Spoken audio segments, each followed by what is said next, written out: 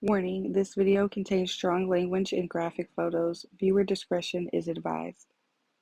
But I never would have done it if Pam didn't tell me to. She was the first girl I ever loved. Hey y'all, my name is Leanne and this is Hooked. If you're new here, Hooked is where we tell some true crime cases and do some crochet projects together. So Julia was a contest winner from last week. I had her pick 3 colors and I made her a hat, and this is the finished product. The little flowers there, and we can also flip this up. She can have a brim or she could just fold that up. All I have to do is weave in these pieces here and it'll be all done. I'm like super excited to give it to her. I hope she loves it. Okay, y'all. Why did they try to have me on an episode of Fear Thy Neighbor today? So I come home and I am smacked with the whiff of gas. And I mean, it is strong, strong, right? So I go and I make sure the oven's not on, like the eyes on the oven's not on or whatever. And I'm like, okay, it's not coming from here. So I do all the necessary things. We call the maintenance people, well, emergency maintenance. We called Columbia Gas and we called the police because tell me why the neighbors left and they left the gas on their stove. Like they turned their eyes on and then left. Didn't turn the eyes back off. So was y'all trying to kill us or what we doing? Like, why why would you do that? I'm so confused. On today's episode, I wanted to do a case that happened the year I was born, which was 1996, but I somehow stumbled across this case and knew I just had to do it. And of course, it's the Pamela Smart case that happened in 1990. Y'all, I just so happened to see this little Dirk music video. Honestly, I can't remember the name of it, but I loved the hat he had on. And I thought to myself, I could do that. So why not try to do it on the podcast? I'm going off of a picture that I screenshot, so bear with me. Oh snap. Oh snap. Guess who's about to make an appearance? Wait. Hi. How you doing? Hi, this is my brother. All right, get out so I can finish. Pamela Smart was 21 at the time of her crimes. She was charged with being accomplice to first-degree murder, conspiracy to commit murder, and witness tampering. Y'all, this woman was able to convince her 15-year-old boyfriend to kill her husband. Yep, I just said that. So, who is Pamela and how in the world did we get here?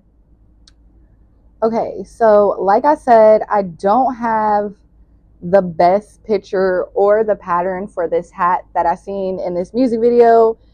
It low-key looks like the granny square pattern basically, but instead of 3 double crochet, it's 4 double crochet, and then it's not in the square, it's just an actual like beanie or whatever.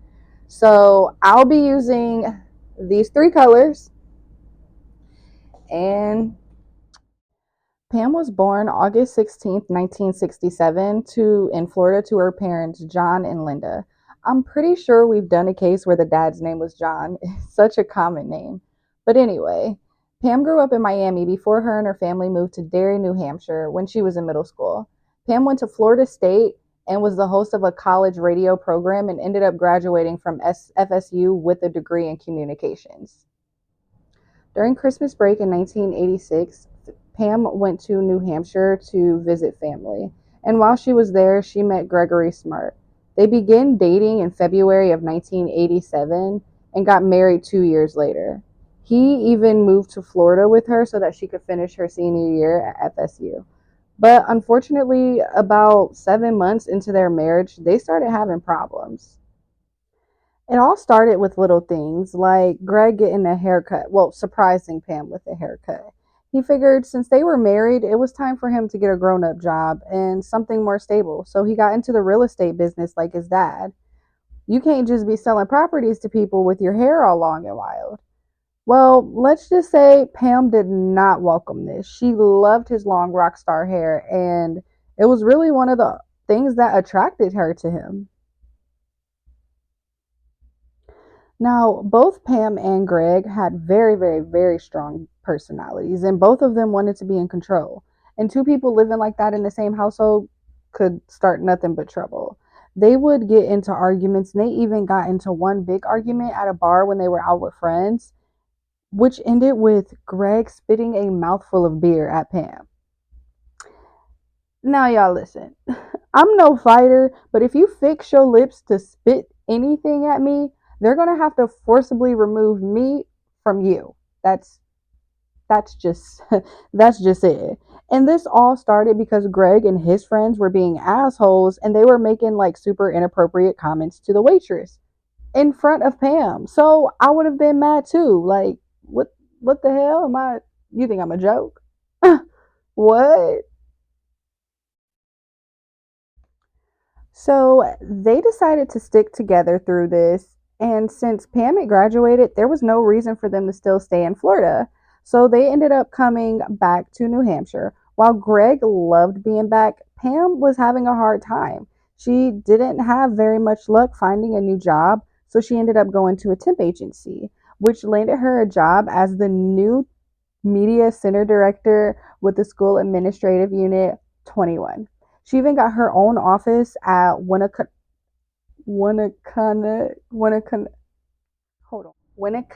High School. Y'all, it was like really hard to find the pronunciation for that school. You know what? We're just going to call it her job from now on because that Winnicott Winnicott Winnicott that, right? In January of 1989, Greg and Pam moved into a condo together on Misty Morning Drive in Derry, New Hampshire, because, like, who wouldn't want to live on a street? Misty Morning Drive. Like, that sounds like it should be in a movie or something, right? Like, Misty Morning Drive. So at the high school that Pam was working at, there were a group of kids, Billy, JR, and Cecilia. And they were asked, along with other kids, to facilitate a new like group in the school called Project Self-Esteem. They had their first meeting in the fall, and this is when everyone would meet Miss Pamela Smart for the first time. Now, Billy had like a crush on her as soon as he seen her. He even told his friend JR that he was in love. It's like, oh, whoa, buddy, you just met her. And not to, let's not forget, she's an authority figure. But Billy did everything he could just to be in her presence and started spending more and more time with her. And they started getting very close. Like, very, very close. It's uncomfortable. What what's going on? They ended up starting a relationship. Like, that was her boyfriend. She even snuck him into her condo that she shared with Greg because she she was out here wilding, y'all. And this went on for a while until like Pam asked Billy to do something that would change both of their lives. She was saying that they could finally be together without sneaking around, just Pam and Billy, if he'd only just kill her husband. And of course, being all heartstruck and in love with this older woman, and let's not forget, he's 15. He agreed. I feel like she definitely knew what she was doing. Like, she knew she had complete control over Billy, which is something that she didn't have with Greg and what she really wanted. And she knew all she really had to do was withhold sex from Billy, and he would have done anything she asked of him. On May 1st, 1990, Pam came home from a meeting at work to find her husband Greg laying lifeless on the floor. At first glance, it looked like it could have been a burglary gone wrong, but after closer examination and different interviews, police gathered that it was Pam that got Billy to kill her husband so that they could form a relationship together. On August 1st of 1990, Pam was arrested in the parking lot of her, well, not of her high school, of the high school she was working at. The police officer said to her, Pam, we've got some good news and we've got some bad news. The good news is We solved the murder of your husband. The bad news, you're under arrest. Drops mic. Because what? She wasn't expecting that. She gonna say something. For what? Girl, you know for what? You know exactly for what. And so, just to be clear, did you mastermind the murder against your husband? Absolutely not. No, I did not. It's been, almost 3 decades, and it hurts. Now, why do you deserve release from prison? Well, I don't know if I would characterize it as deserving it. I am asking for mercy and compassion. I've spent 32 and a half years in prison. Now, to this day, Pam maintains her innocence.